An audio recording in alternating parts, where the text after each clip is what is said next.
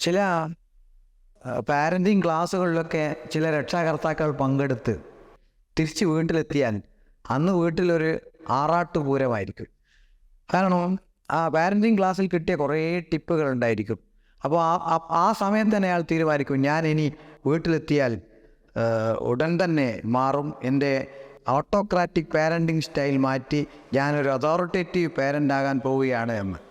ഉടൻ തിരിച്ച് വീട്ടിലെത്തിയാൽ കുട്ടികൾ വളരെ പെട്ടെന്ന് തന്നെ ഇത് മണത്തറിയും, ഇന്ന് അച്ഛൻ ഒരു പാരൻറ്റിങ് ക്ലാസ്സിൽ പങ്കെടുത്തിട്ടുണ്ടെന്ന്. പക്ഷേ 2-3 ദിവസം കഴിയുമ്പോഴേക്കും അയാൾ വീണ്ടും പഴയപടി തന്നെ ആകാൻ തുടങ്ങും. അയാൾ പഠിച്ച വഴികളിലൂടെ തന്നെ വീണ്ടും സഞ്ചരിക്കാൻ തുടങ്ങും. പുതുതായി പഠിച്ചെടുത്ത കാര്യങ്ങളൊന്നും തന്നെ ജീവിതത്തിൽ പ്രാവർത്തികമാക്കാൻ കഴിയുന്നില്ലല്ലോ എന്ന് പലപ്പോഴും തോന്നാറുണ്ട്. ഇത്തരം ഘട്ടത്തിൽ എന്താണ് വഴി? പാരൻറ്റിങ് സ്റ്റൈൽ മാറ്റാൻ കുറുക്കു വഴികളുണ്ടോ?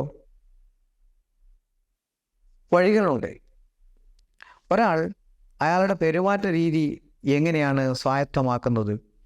നിരവധി കാലത്തെ ജീവിതാനുഭവങ്ങളിലൂടെ സ്വായത്തമാക്കിയതാണ് പെരുമാറ്റ രീതികൾ.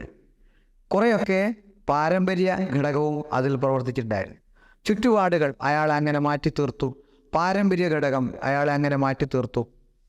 അതിലൂടെ രൂപപ്പെട്ടു വന്ന ഒരു ശൈലി എളുപ്പത്തിൽ മാറ്റിയെടുക്കുക എന്നത് തീർത്തും പ്രയാസകരമായ സംഗതിയായിരിക്കും.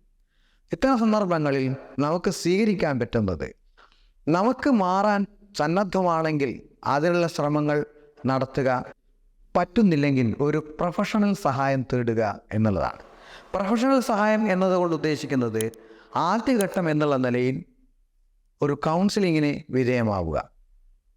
കൗൺസിലിംഗ് നിങ്ങളെ വളരെ കൃത്യമായ രീതിയിൽ ഗൈഡ് ചെയ്യുന്നതായിരിക്കും.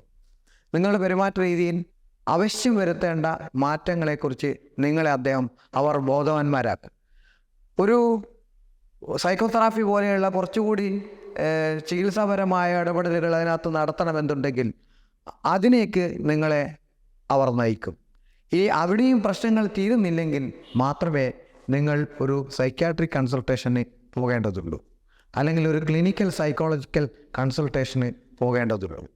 ഏതായാലും ഈ പ്രശ്നം മനസ്സിലാക്കുകയും പ്രശ്നത്തിന് പരിഹാരമുണ്ടെന്ന് തിരിച്ചറിയുകയും ചെയ്യുക എന്നുള്ളതാണ് പരിഹാരത്തിലേക്കുള്ള ആദ്യപടി.